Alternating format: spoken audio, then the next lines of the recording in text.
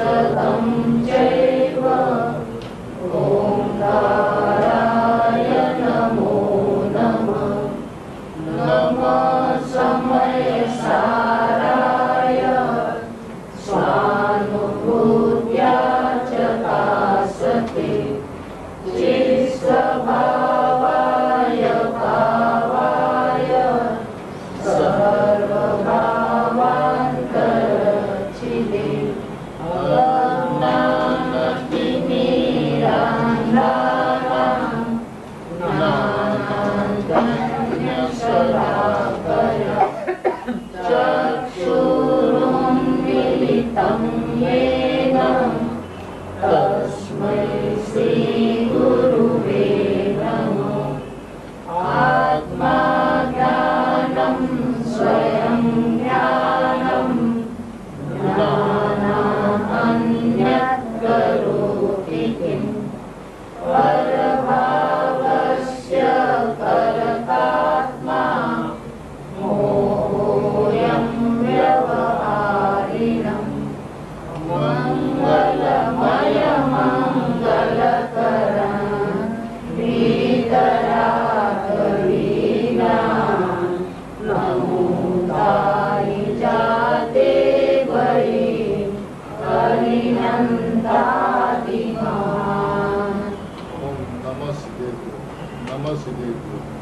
હવે આ ગાથાના સંદર્ભની અંદરમાં જેમ પહેલાં જ કહ્યું એમ શબ્દે શબ્દે ભાવ ફરે છે અને એવો ભાવ છે જે ભાવ સામાન્યપણે જે અર્થઘટન અન્ય જગ્યાએ આપણે બીજી ગાથાઓમાં કરતા હોય તેનાથી સાવ જુદું જ અર્થઘટન આ ગાથાની અંદરમાં થાય છે.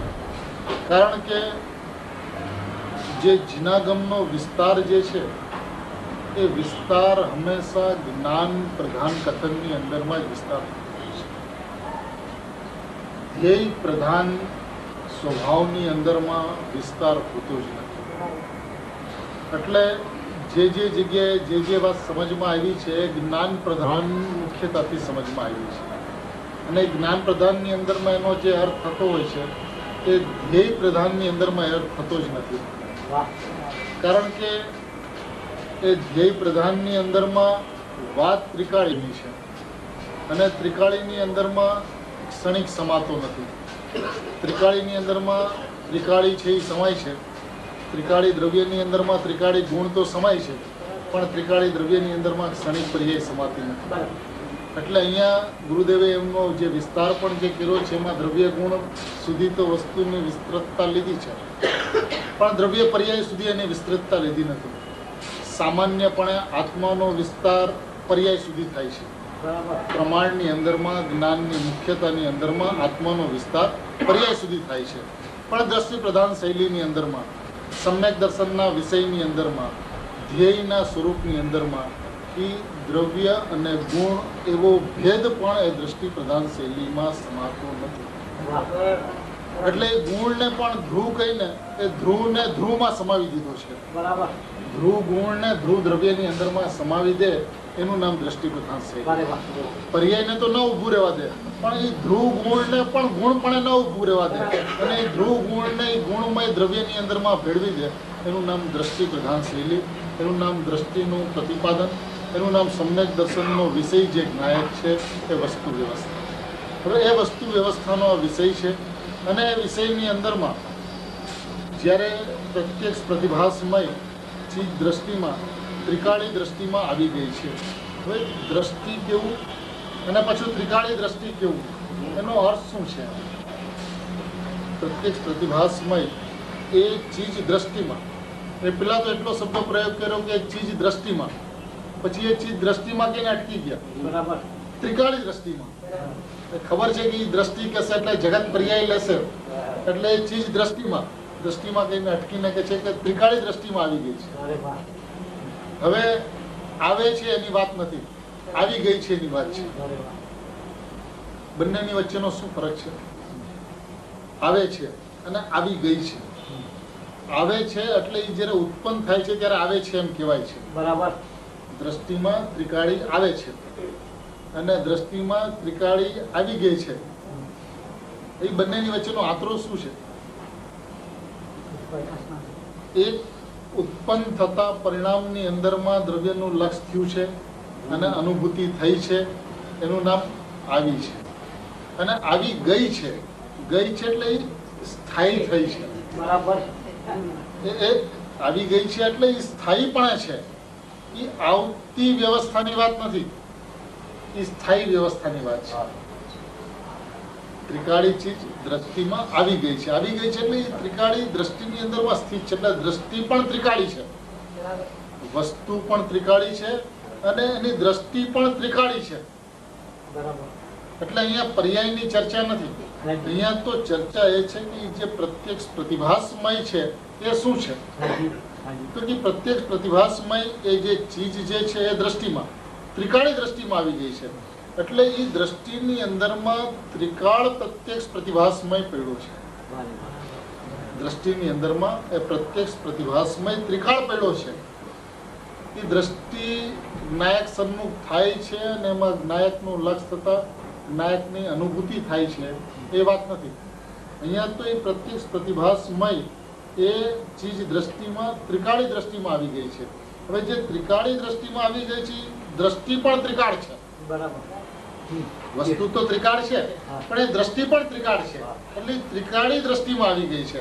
એ ત્રિકાળ દ્રષ્ટિમાં આવી જવાનો અર્થ એ છે કે અહીંયા એ જે સ્વભાવ જે છે આત્માને વ્યવસ્થાની અંતર્ગત શું છે ખરેખર ભાઈ કે આત્માનો જે સ્વભાવ છે ને, હવે આત્માનો સ્વભાવ તો જ્ઞાન છે.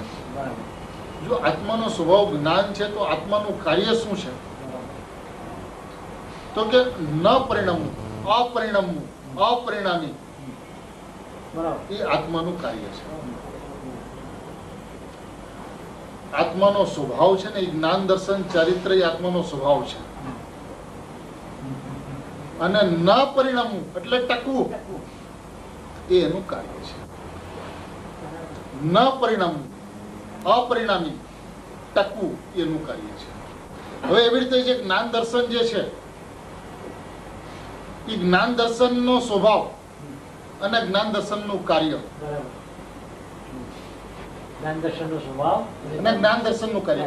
જેમ આત્મા છે આત્માનો સ્વભાવ જ્ઞાન દર્શન છે અને ન પરિણમવું, અપરિણામી અથવા ટકવું એનું કાર્ય છે. એવી રીતે જ્ઞાન દર્શન જે છે એ જ્ઞાન દર્શનનો સ્વભાવ એટલે પેલા આપણે જ્ઞાન લઈએ કે જ્ઞાનનો સ્વભાવ અને જ્ઞાનનું કાર્ય. તો કે જ્ઞાનનો સ્વભાવ જાણે છે, ત્રિકાળ જાણે છે, જ્ઞાનનો સ્વભાવ છે અને જાણવું એનું કાર્ય છે. માસ્ટરપીસ બહુ સુંદર. ત્રિકાળ જાણે છે, ત્રિકાળી જ્ઞાન છે ને, ત્રિકાળ જ્ઞાન ત્રિકાળ જાણે છે એનો સ્વભાવ છે. એ જેનો જે સ્વભાવ છે એની અંદરમાં પરિણામવાની વાત નથી આવતી. એ ત્રિકાળ જ્ઞાન સ્વભાવ જે છે એ જાણે છે એનો સ્વભાવ છે અને એ સ્વભાવ ત્રિકાળ છે. જાણવું એ એનું કાર્ય છે. જેમ આત્માનું કાર્ય અપરિણામીપણું છે એમ જ્ઞાનનું કાર્ય જાણવું છે. પણ જેમ આત્માનો સ્વભાવ જ્ઞાન છે અને એ આત્મા અપરિણામી છે, આત્મા ટકતો છે, તેનો સ્વભાવ પણ ટકતો છે. જ્ઞાન એનો સ્વભાવ એ પણ ટકતો છે અને જેમ જ્ઞાન ટકતું છે તો એ જ્ઞાનનો સ્વભાવ જે છે એ પણ ટકતો છે. બરાબર છે કે આત્માનો સ્વભાવ જો ટકવાનું હોય, આત્માના જે ગુણો છે, આત્મા જો સ્વયં ત્રિકાળી હોય તેના ગુણો ત્રિકાળી હોય, ગુણો ત્રિકાળી હોય તેનો સ્વભાવ ત્રિકાળી હોય. આત્માનો સ્વભાવ છે. હા, આત્માનો સ્વભાવ છે. કારણ કે આત્માનો ગુણનો સ્વભાવ એટલે આત્માનો સ્વભાવ. આત્માનો સ્વભાવ જ્ઞાન અને એ ગુણનો સ્વભાવ એટલે જ્ઞાન ગુણનો સ્વભાવ જાણે છે એવું એમાં ત્રિકાળ પેલું છે. તો એ જ્ઞાનનો સ્વભાવ છે. એ જ્ઞાનનું કાર્ય જણાય છે કે જાણ્યું છે એ જ્ઞાનના કાર્યક્ષેત્રમાં જાય છે. જેમ આત્માના કાર્યક્ષેત્રની અંદરમાં અપરિણામીપણું છે એમ જ્ઞાનના કાર્યક્ષેત્રની અંદરમાં જાણવાપણું છે.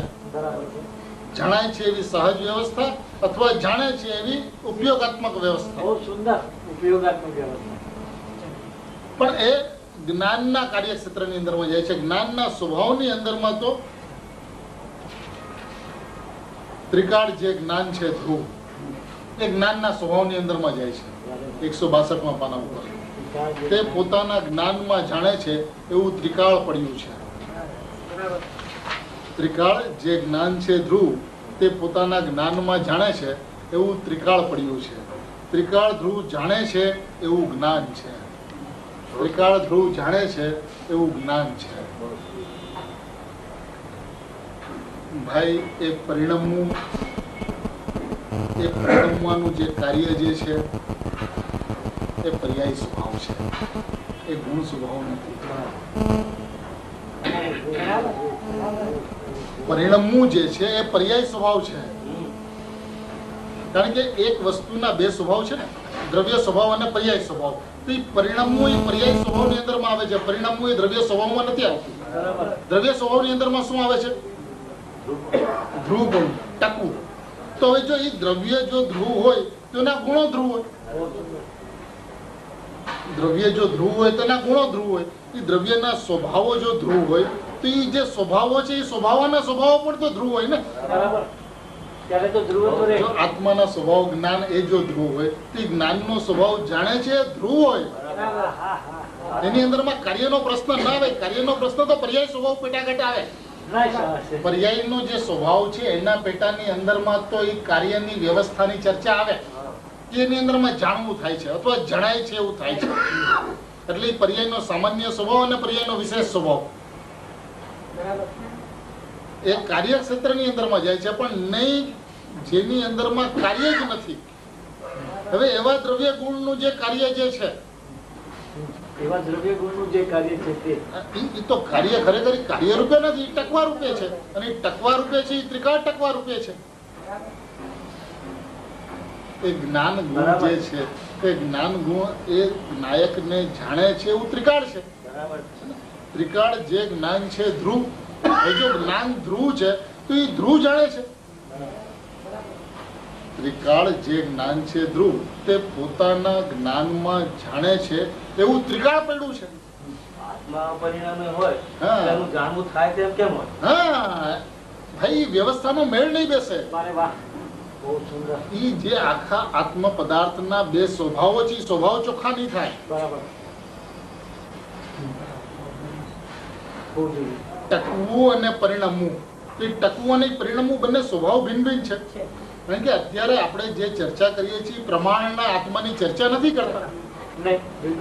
જ્ઞાન પ્રધાન આત્માની ચર્ચા નથી કરતા. આપણે જે ચર્ચા કરીએ છીએ દ્રષ્ટિ પ્રધાન સમ્યક દર્શનનો વિષય જે છે, એ સમ્યક દર્શનનો જે વિષય છે તો એની અંદરમાં દ્રવ્ય સ્વભાવ અને પર્યાય સ્વભાવ બે ભાવો છે, ભિન્ન ભાવો છે. ભાવે ભિન્નતા છે બંને. દ્રવ્ય અને પર્યાયના ભાવોની ભિન્નતા છે. એક ટકતો ભાવ છે, એક પરિણમતો ભાવ છે. તો ભાઈ ટકતા ભાવને કોઈ પણ હિસાબે પરિણમતા ભાવની સાથે જો જોડી દેવામાં આવે તો ટકતો ભાવ ટકતો નથી. જયારે તમે જ્ઞાનથી વાત કરો ત્યારે કથનચિત ભિન્ન અભિન્નતાની વાત આવે, પણ દ્રષ્ટિના વિષયની અંદરમાં શું આવે? અને જો સર્વતા છે એ જ્યાં કાર્ય થાય છે એ કાર્યની સાથે જે ત્રિકાળ છે એને કઈ સંબંધ નથી. જે પર્યાયની અંદરમાં પરિણમન થાય છે એ પર્યાયનો સ્વભાવ છે પરિણમન.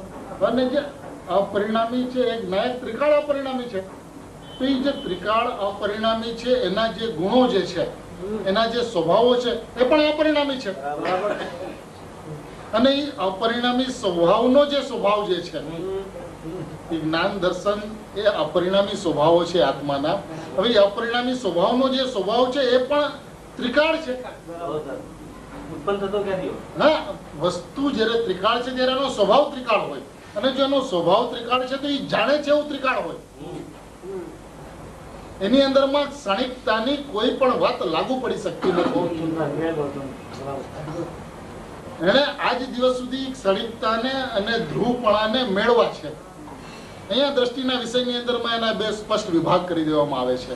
કારણ કે અહીંયા જ્યાં પર્યાય ભાવને અને પર્યાય ભાવની જે પૂર્ણ શુદ્ધતા જે છે કેવળ જ્ઞાન, એ પર્યાયની પૂર્ણ શુદ્ધતા છે સિદ્ધ દશા, એને અપરમ ભાવની અંદરમાં, પરભાવની અંદરમાં અને પરદ્રવ્યના ખાતામાં રાખવામાં આવે છે. કેવળ જ્ઞાનને અને સિદ્ધ દશાને પરદ્રવ્ય અને પરભાવના ખાતામાં રાખવામાં આવે છે. જ્યારે એ પરદ્રવ્ય છે તો એ પરદ્રવ્યનો પરભાવ છે. એ પરદ્રવ્ય છે તો એ પરદ્રવ્યનો પ્રભાવ છે, એને સ્વભાવ સાથે કઈ સંબંધ નથી. અને જો એને સ્વભાવ સાથે સંબંધ નથી તો એ જાણવાની જે ક્રિયા જે થાય છે એ પરદ્રવ્યનો જે પ્રભાવ છે એની ક્રિયા છે.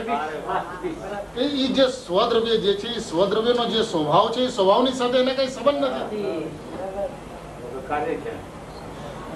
એમાં તો ત્રિકાળ ધ્રુવ જાણે છે એવું જ્ઞાન છે. ત્રિકાળ ધ્રુવ જાણે છે, ત્રિકાળ જાણે છે. જાણવું એ જ્ઞાન નથી.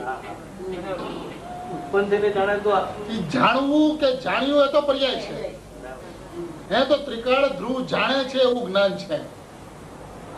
કારણ કે એ જે જ્ઞાન જે છે જ્ઞાનનો સ્વભાવ છે ને એ જાણે છે, જ્ઞાનનો સ્વભાવ છે. જાણવું એ જ્ઞાનનું કાર્ય છે અને એ જે કાર્ય જે છે ને જ્ઞાનનું છે એમ પણ એ પર્યાયનું કાર્ય છે. એને ભાઈ છે ને આખું જે વિભાજન જ્યાંથી જેવી રીતે છે ત્યાંથી એ વિભાજન એને સ્પષ્ટ કરવાના છે. કારણ કે જે પર્યાયના ક્ષેત્રનું કાર્ય છે એને દ્રવ્યના ક્ષેત્રની સાથે કઈ સંબંધ નથી. કારણ કે જે પર્યાયનું ક્ષેત્ર છે ને એ પર ક્ષેત્ર છે અને જે દ્રવ્યનું ક્ષેત્ર છે ને એ સ્વ ક્ષેત્ર છે. દ્રવ્યનો જે કાળ છે ને એ સ્વકાળ છે અને પર્યાયનો જે કાળ છે એ પરકાળ છે. દ્રવ્ય ક્ષેત્ર કાળ ભાવ એ બંનેની અંદરમાં દ્રવ્યના દ્રવ્ય ક્ષેત્ર કાળ ભાવ અને પર્યાયના દ્રવ્ય ક્ષેત્ર કાળ ભાવ. હવે એની જો એ સર્વથા ભિન્નતા લેતું નથી, એટલે કે પર્યાયના પ્રદેશ અને દ્રવ્યના પ્રદેશ એ પ્રદેશ ભિન્નતા જો લેતો નથી દ્રષ્ટિના વિષયની અંદરમાં તો એ પર્યાય પરદ્રવ્ય છે અને પરભાવ છે. એ વાત એને સમજાશે.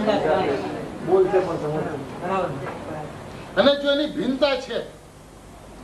ભિન્નતા છે તો દ્રવ્યની અંદરમાં એની કોઈ પણ મિલાવટની જરૂરત નથી. એ આત્માનો જ્ઞાન એ સ્વભાવ છે અને એ જ્ઞાન સ્વભાવ ત્રિકાળ ધ્રુવને જાણે છે એવો જ્ઞાન સ્વભાવ છે. ત્રિકાળ ધ્રુવને જાણે છે એ જ્ઞાન સ્વભાવ છે. જાણે છે એવું ત્રિકાળ પડ્યું છે. એ નહીં પરિણમતો સ્વભાવ છે.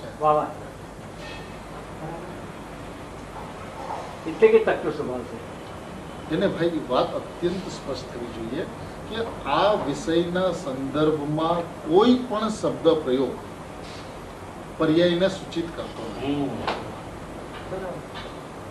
અને એના માટે વારંવાર એ વાત કહેવામાં આવે છે કે પર્યાયની વાત નથી અહીંયા.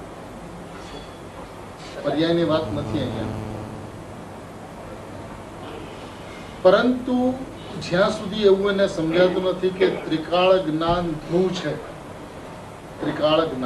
ધ્રુવ છે, ધ્રુવને બરાબર જાણે છે. શું છે ગુરુદેવના 163માં પાના ઉપર શબ્દ પ્રયોગ છે, ત્રીજા પેરેગ્રાફના પહેલા ત્રિકાળ જ્ઞાન ધ્રુવ છે, ધ્રુવને બરાબર જાણે છે. જ્ઞાન કેવું છે? ત્રિકાળ છે. એ ત્રિકાળ જ્ઞાન કેવું છે? ધ્રુવ છે.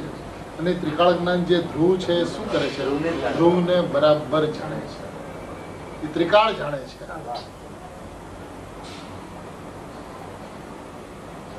એ ત્રિકાળ જાણે છે બસ એવું જ્ઞાન છે. અહીંયા કોઈ પણ જગ્યાએ એને એ શક્તિ છે ને એવો પણ જો વિકલ્પ આવે છે તો એ પર્યાયની અંદરમાં જતો રહે છે. એ ખંડ જ્ઞાનની અંદરમાં જતો રહે છે. એને ઇન્દ્રિય જ્ઞાનનો જન્મ થઈ જાય. એને શક્તિ છે ને એવો પ્રશ્ન પૂછ્યો. શ્રોતા કે છે શક્તિ છે ને, તો ગુરુદેવ કે છે શક્તિ છે પણ જાણવાનો સ્વભાવ પડ્યો છે ને.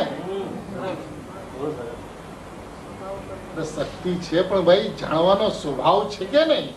કાર્ય દેખાય છે, સ્વભાવ નથી દેખાતો.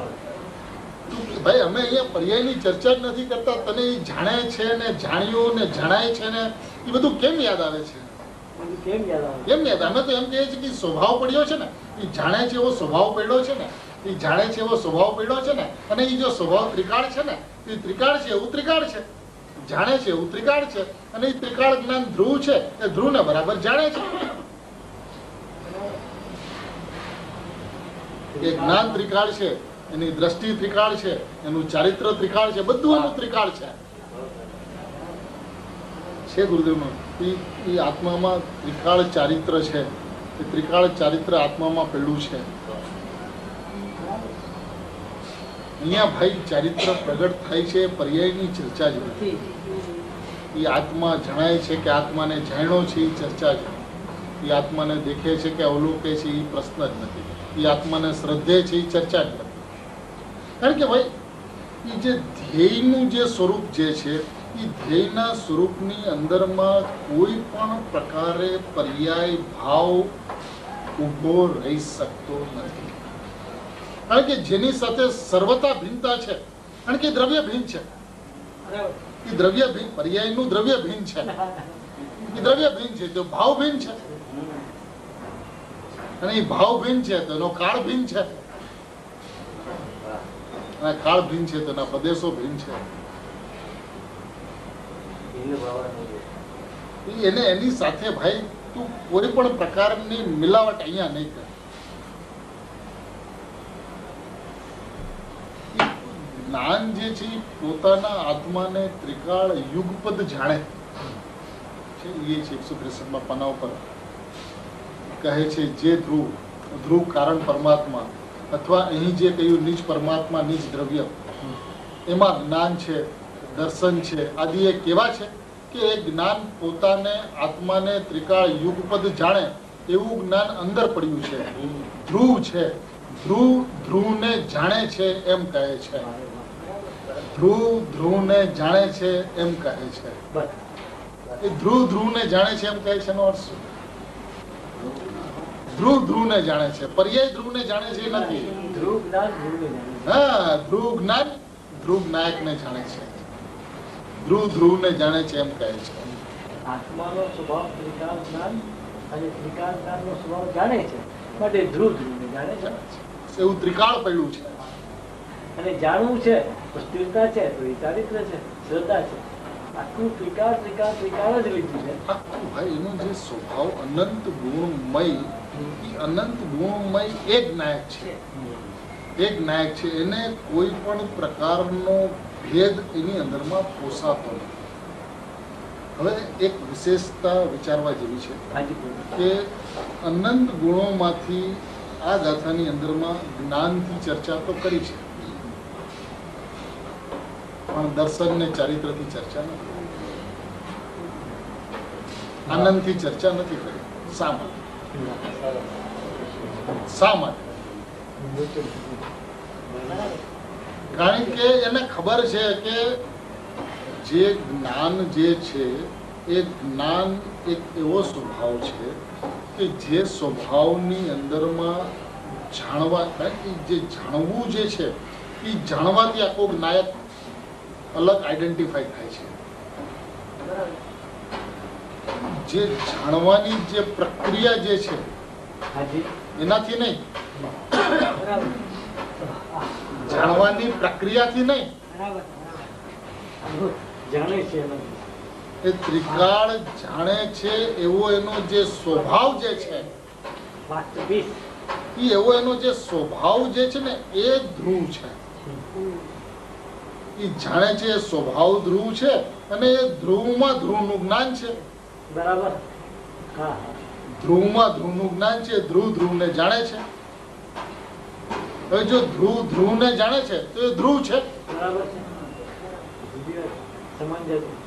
તને અત્યાર સુધી પર્યાયની અંદરમાં ધ્રુવનું લક્ષ થાય છે કે પર્યાય ધ્રુવને જાણે છે કે પર્યાય દ્રવ્યનો અનુભવ કરે છે, એવી તારી જે પ્રમાણનો જે દ્રષ્ટિકોણ હતો એને તો એક વખત તડકે મૂકી દે. તડકે મૂકી દે, એનું તો અહીંયા કઈ કામ જ નથી. કારણ કે જે પર્યાયને તડકે મૂકતો નથી એની પર્યાય કોઈ દિવસ ઠેકાણે આવતી નથી.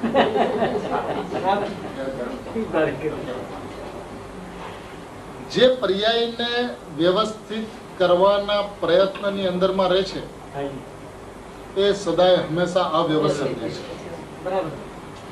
અને હું સ્વયં ત્રિકાળ વ્યવસ્થિત છું. મારા સ્વભાવો ત્રિકાળ વ્યવસ્થિત છે, અને ત્રિકાળ વ્યવસ્થિત સ્વભાવની અંદરમાં ત્રિકાળ નાયક પરમાત્મા છે. એવું જેને સમજાય છે, એવું જેના જ્ઞાન શ્રદ્ધાની અંદરમાં આવે છે,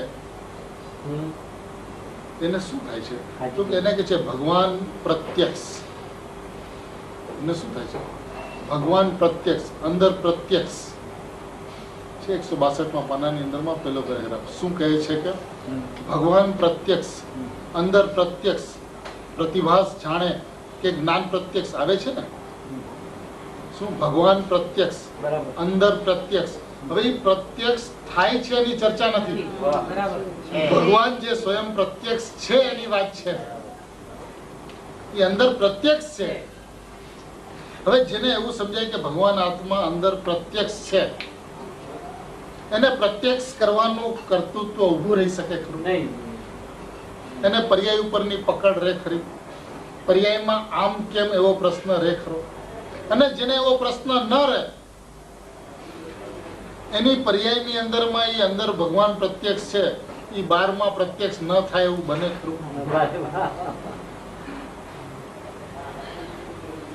એને એટલું નક્કી કરવાનું છે કે ભગવાન પ્રત્યક્ષ, અંદર પ્રત્યક્ષ, પ્રતિભાસ જાણે કે જ્ઞાન પ્રત્યક્ષ આવે છે ને, જે જ્ઞાન પ્રત્યક્ષ જે આવે છે ને એમાં ભાઈ નિયમસારમાં કે કારણ સમયસાર તો જાણવા વાળા એ જ્ઞાન એમાં ત્રિકાળ પડ્યું છે. એ જ્ઞાન એમાં ત્રિકાળ પડ્યું છે. એ જાણવા વાળું જ્ઞાન એમાં ત્રિકાળ પડ્યું છે. એ જે ત્રિકાળ પડ્યું છે એ જ્ઞાન છે.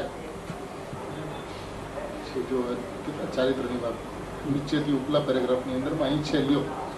કારણ જ્ઞાન પણ તેવું જ છે. કેમ?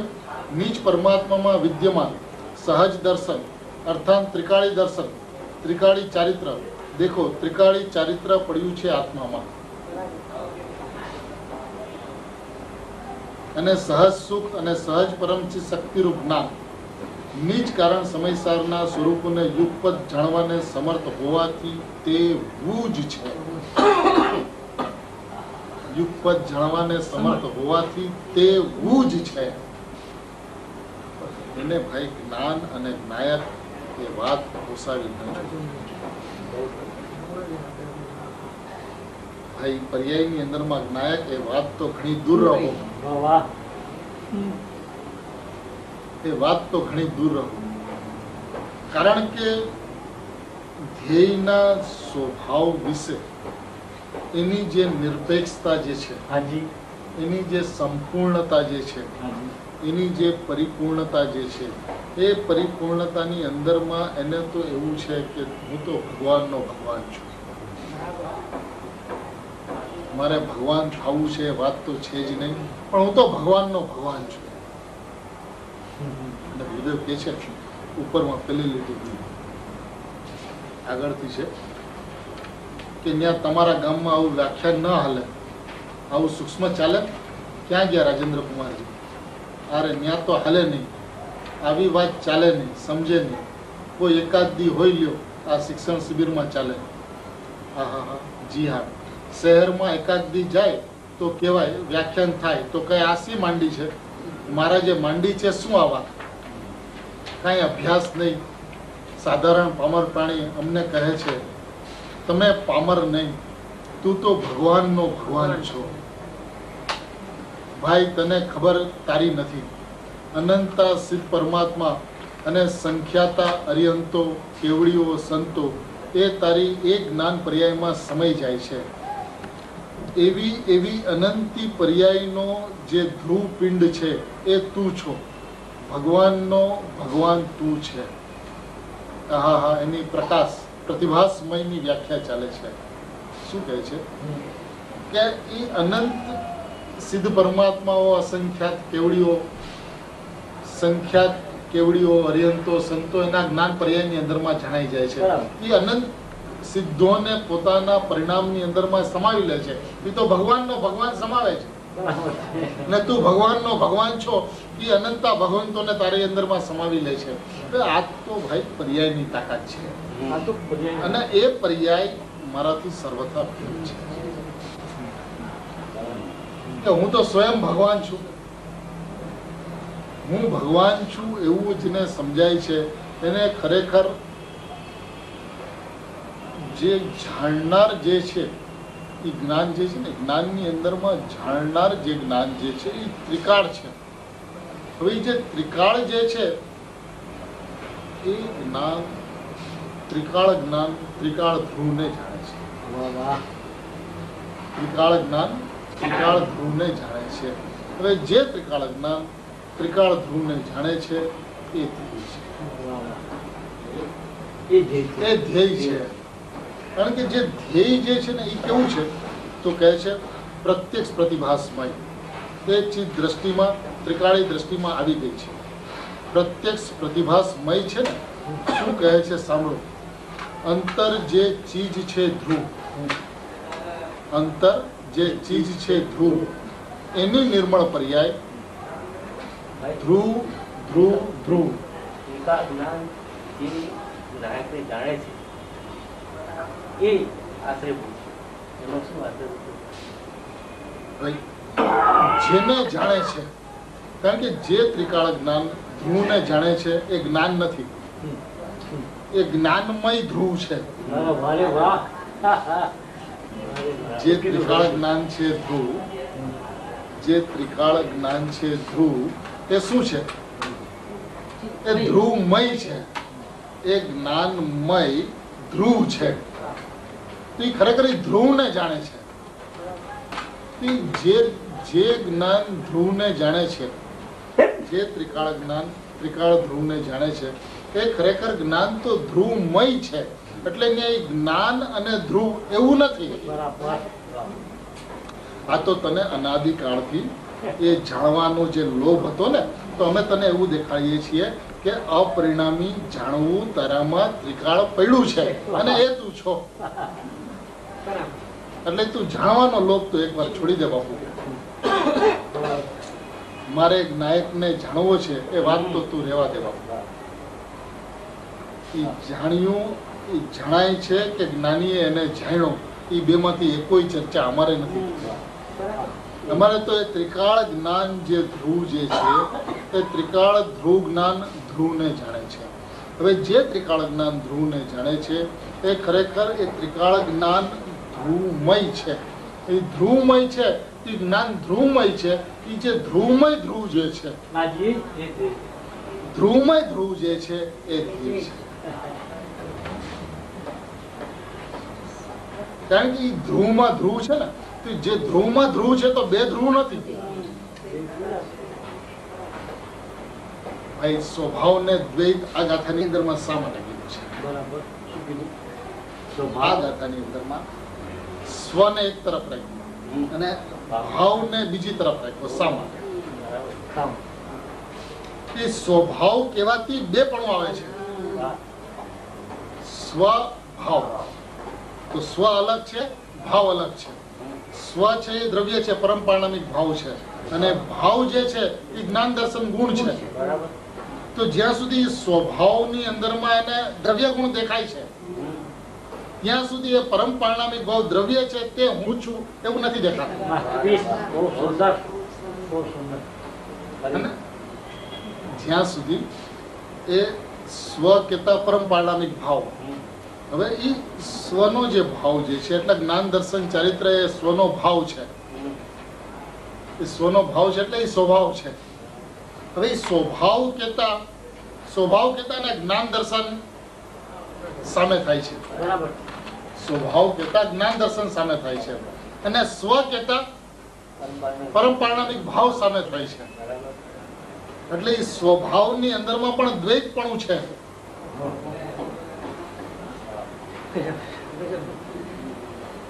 સ્વભાવ, સ્વ અને ભાવ, સ્વ અને એના ગુણો એવું દ્વૈતપણું છે. અને એ દ્વૈતપણું કાઢવા માટે આચાર્ય ભગવાન એમ કહે છે કે જે સકલ નિરાવરણ દ્રવ્ય તેજ હું છું. સકલ નિરાવરણ કહીને દ્રવ્ય ઉપર લઈ જાય છે. અખંડ કહીને દ્રવ્ય તેજ હું છું.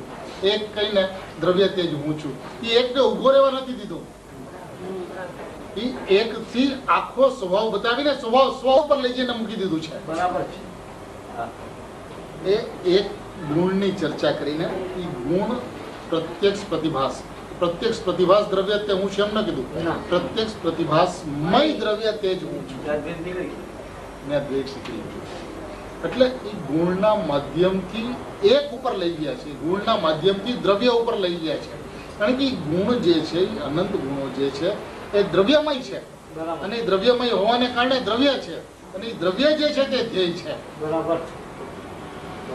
જેને ઈ ખરેખર સ્વભાવ દેખાય છે એને સ્વ નથી દેખાતો.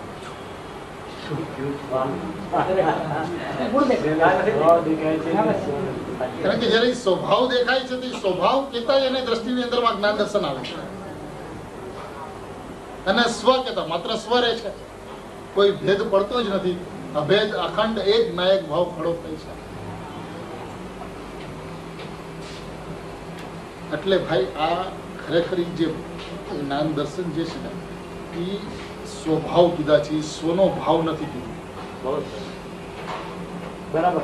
છોડો ભાવ નથી કીધો, કારણ કે ઈ છે ને ઈ અદ્વૈત છે, છે તો અદ્વૈત. છે તો અદ્વૈત. કારણ કે જેમ દ્રવ્યની પર્યાય એમાં ની વિભક્તિ લગાડી, હા. એમ ગુણોની અંદરમાં દ્રવ્ય ના ગુણો, સ્વ ના ગુણો એમ નથી કહેવામાં આવતું.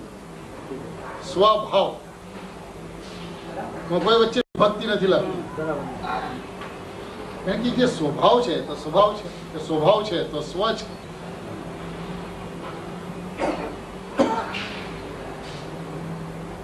પર્યાયની અંદરમાં સ્વરૂપ શા માટે કહેવામાં આવે છે? કારણ કે એ રૂપ છે, એ સ્વનું રૂપ છે, એ સ્વરૂપ છે, સ્વ નથી, રૂપ છે. રૂપ છે એટલે ઓટોમેટિકલી એની જુદાઈ સાબિત થઈ જાય છે. રૂપ છે ને એ રૂપ કોને કહેવાય? ઓટોમેટિકલી એની જુદાઈ સાબિત થઈ જાય. એ સ્વ નથી, સ્વનું રૂપ છે. એટલે આ ગાથાની અંદરમાં દ્રષ્ટિના વિષયની અંદરમાં એ સ્પષ્ટ એટલે કર્યું છે કે ભાઈ એ ગુણો પણ જે છે એ ગુણો દ્રવ્યમય છે. એટલે એ જે દ્રવ્યમય જે સ્વભાવ જે છે એ દ્રવ્યમય જે સ્વ છે એ દ્રષ્ટિનો વિષય છે, એ ધ્યેયનું સ્વરૂપ છે, એ ખરેખર વસ્તુ છે. શું કે છે? અંતર જે ચીજ છે ધ્રુવ, એની નિર્મળ પર્યાય ધ્રુવ ધ્રુવ ધ્રુવ. એ ધ્રુવમાં ધ્રુવ લક્ષમાં આવી ગયેલ છે. આ કોઈની ગાડી MH045AS220 આપણામાં છે અહીંયા કોઈ મૂકેલું? એની નિર્મળ પર્યાય ધ્રુવ ધ્રુવ ધ્રુવ. અંતર જે ચીજ છે ધ્રુવ, એની નિર્મળ પર્યાય. હવે એ જે ધ્રુવ ચીજ જે છે એની નિર્મળ પર્યાય શું છે? એની નિર્મળ પર્યાય નથી. એની નિર્મળ પર્યાય ધ્રુવ ધ્રુવ ધ્રુવ છે. કારણ કે નિર્મળ પર્યાય જ એને કહેવાય છે કે જે પર્યાય નથી હોતી. બહુ સુંદર. બ્યુટીફુલ. નિર્મળ પર્યાય એને કહેવાય છે કે જે પર્યાય જ નથી હોતી. એ તો ધ્રુવ છે. અરે વાહ. ધ્રુવ છે. બહુ સુંદર. એટલે એને ભાઈ ધ્રુવ ધ્રુવ ધ્રુવ શા માટે કીધું? દ્રવ્ય ધ્રુવ, ગુણે ધ્રુવ, પર્યાય ધ્રુવ. આખું ધ્રુવ છે. બસ ધ્રુવ છે, ધ્રુવ છે.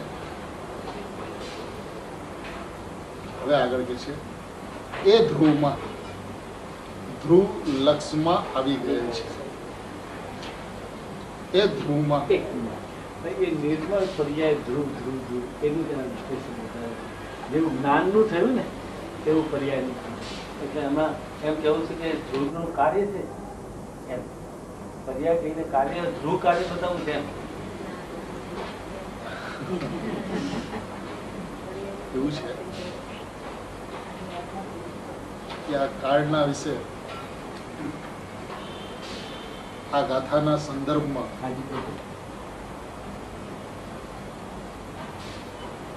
જેમ પહેલે દિવસે આપણે વાત કરી એવી રીતે ગુરુદેવે જે સ્પષ્ટીકરણ કર્યું છે એ સ્પષ્ટીકરણ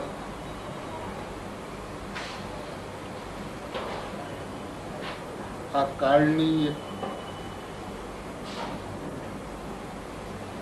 ધન્ય ક્ષણ અને ધન્ય પળ છે. જે ક્ષણે અને પળે આ વાણી ખરી છે એ વાણી નિસંકપણે એમ કહી શકાય કે એ વાણીના વક્તા ગુરુદેવ નહોતા, એ વાણીના વક્તા તીર્થંકર પરમાત્મા હતા. કારણ કે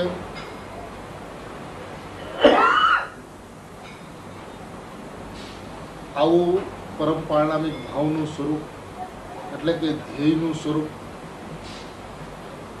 આ રીતે વાણીની અંદરમાં આવે એ તાકાત માત્ર ગુરુદેવની જ હતી, જેણે એવું દ્રષ્ટિનું સ્વરૂપ ચોખ્ખું કર્યું છે કે એ સંદર્ભમાં એ જો કાંઈ કહેવા જાય તો પોતાની મતિનું માપ થઈ જાય એવું છે. કારણ કે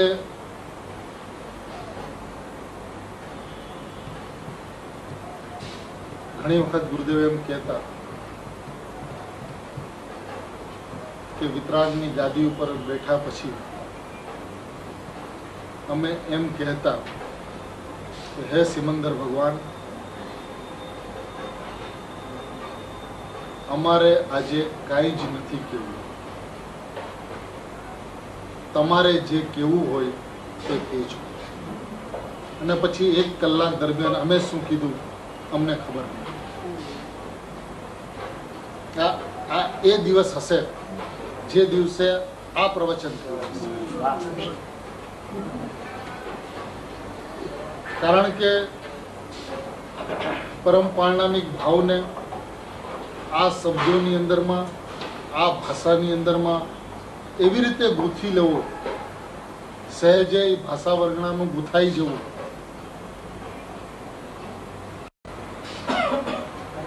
વસ્તુમાં આવી ગયા છે, પ્રતિભાસ હોય છે એટલે એ છે ને ભાઈ, જેનો જે ગુણ ભાવ જે છે એ ગુણ ભાવ જે છે એ ગુણ ભાવ શું છે તો કે વસ્તુ છે. આવી ગઈ એ વસ્તુ છે ભાઈ, ગુણ નથી. વસ્તુમાં મને ગુણમાં જે ગુણરૂપ નથી પણ વસ્તુરૂપ છે. માટે વસ્તુમાં વસ્તુ આવી ગયેલ છે. બહુ સુંદર. વારે વાહ. પહેલા વસ્તુ શબ્દ જે લખ્યો છે ત્યાં ગુણ ભાવ લેવાનો છે, પણ ભેદરૂપ ભાવ નથી. ભેદરૂપ ભાવ નથી, વસ્તુમાં વસ્તુ આવી ગયેલ છે. એ વસ્તુનો અર્થ આખો અભેદ ભાવ છે, અભેદ ભાવ છે, ધ્રુવ ભાવ છે. એ વસ્તુ એટલે ધ્રુવ, ધ્રુવમાં ધ્રુવ આવી ગયેલ છે. ધ્રુવમાં ધ્રુવ આવી ગયેલ છે એટલે ધ્રુવ છે. ધ્રુવમાં ધ્રુવ આવી ગયેલ છે એટલે દ્વૈત નથી માટે ધ્રુવ છે. એને મતિ જ્ઞાનમાં, શ્રુત જ્ઞાનમાં જીવ ચાહે તો 8 વર્ષની બાલિકા હો, પણ સમ્યક દ્રષ્ટિ હો તો એ સમ્યક દ્રષ્ટિનું ધ્યેય પ્રત્યક્ષ પ્રતિભાસમય ધ્રુવ ઉપર દ્રષ્ટિ છે. હા, જાણે કે એ વસ્તુ પ્રત્યક્ષ જ થઈ છે એવી પડી છે, એમ પ્રત્યક્ષ છે એવી જ ચીજ પડી છે ને. જાણે કે એ વસ્તુ પ્રત્યક્ષ જ થઈ છે એવી પડી છે, એવી પડી છે. પ્રત્યક્ષ થઈ છે, પ્રત્યક્ષ થઈ છે એવી પડી છે, એમ પ્રત્યક્ષ છે એવી જ ચીજ પડી છે. પ્રત્યક્ષ છે એવી જ ચીજ પડી છે. પ્રત્યક્ષ છે એવી જ ચીજ પડી છે. બહુ ગંભીર રહસ્ય છે. અને જિનાગમની અંદરમાં ધ્યેયના સ્વરૂપને કોઈ ચરમ સીમાએ, મને સર્વોત્કૃષ્ટ ચરમ સીમાએ ધ્રુવ ભાવને આ ગાથાની અંદરમાં અને આ પ્રવચનમાં જે રીતે ગુરુદેવે સ્પષ્ટ કર્યું છે, કોઈ અદ્ભુતતા, આશ્ચર્ય થાય. કદાચ ગુરુદેવ પણ આ પ્રવચન વાંચે તો એને એમ થાય કે શું આવું આવ્યું, એમ એવું આશ્ચર્ય થાય, એવું ધ્રુવનું સ્વરૂપ.